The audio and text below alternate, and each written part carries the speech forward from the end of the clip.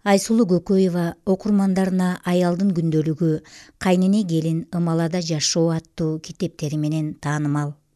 Ал өзүнүн чыгармаларында адамдын миң кырлуу ички дүйнөсүнүн сырларын ачып берүүгө умтулат.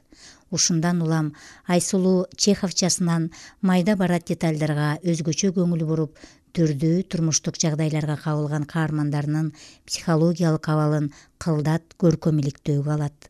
Анын аңгемелеринде окуя чукул жерден башталып, ойго келбеген кырдаал шартта аяктайт. Төмөндө Айсулуунун Кедейдин ажырашканы аттуу аңгемесин сунуштайбыз. Айсулуу Көкөева. Кедейдин ажырашканы.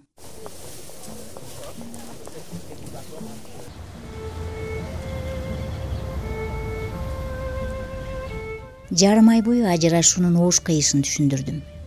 Ажырашкан эмес болсом да болбой койду. Кетем деп эле туруп алды. Анан негедир бир күнү эртең менен эрте мага чечкиндүүлүк келип калыптыр. Туруп эле болгон кийимин 2 пакетке салып, аны шаштырып аялдаманын жанына чейин жеткирип койдум. Жайынча эле чай ичип жатканда кандай сүйлөшсөк, ошондой эле куштуштук. Бактылуу бол дегендей бир нерселерди айтмыш болдум. Эми турат. Эми араң ойлонуп турат. Колунда 2 баштык. Бир баштыктын жыртыгынан тумагы кылтыят. Экинчисинен Евтушенкасы байкалат. Сизый мой брат, истерпали мы перья. Люди сидят нас двоих на огне.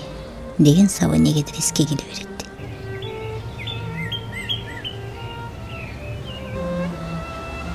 Мейли, өзү кеткиси келген. Капырай, Кедейдин ажырашканда бир күлкү. Мен үстү жарылган лакталуу тапичкечен, жамаачы пайпак.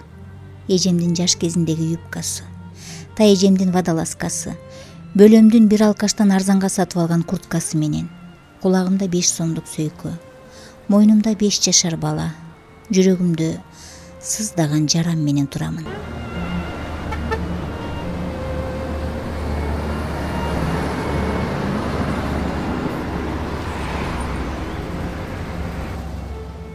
Сен мага эмнегедир баштыктын түбүндө калган семишкени карматып койдуң.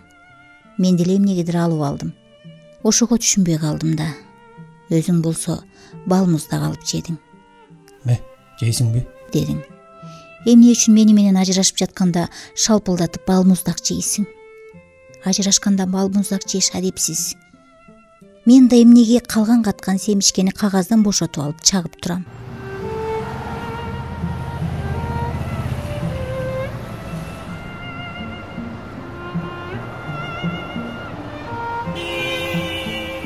Маңдай тескей. Эмне үчүн? Сен менин алдымда. Мени алдыртан тиктеп турдуң. Байкадым. Бирок сыр берген жокмун. Аяганыңбы, же сынаганыңбы билбейм. Бир самда балмуздактын кагазын пакетиңдин четине салдың да, 2 жакамдан мыкчый кармап, бир аз өзүңө тарта тумчуктура өп, чачымдан шуулдата жыттап алып, кайра менин буюмду ордуна койгондой жайыма коюп, жакаларымды оңдоп, сылап койдуң. Үстүңдө атам сатып берген костюм, кайненең сатып берген көйнөк, 30 сомго кошуна келин тигип берген шым, биз карызга алган 270 сомдук ботинке, колуңда 2 баштык.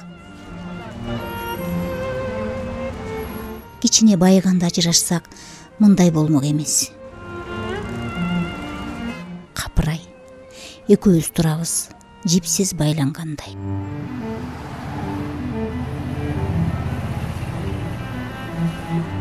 Эми эптеп күчүңдү жыйнап басып кет.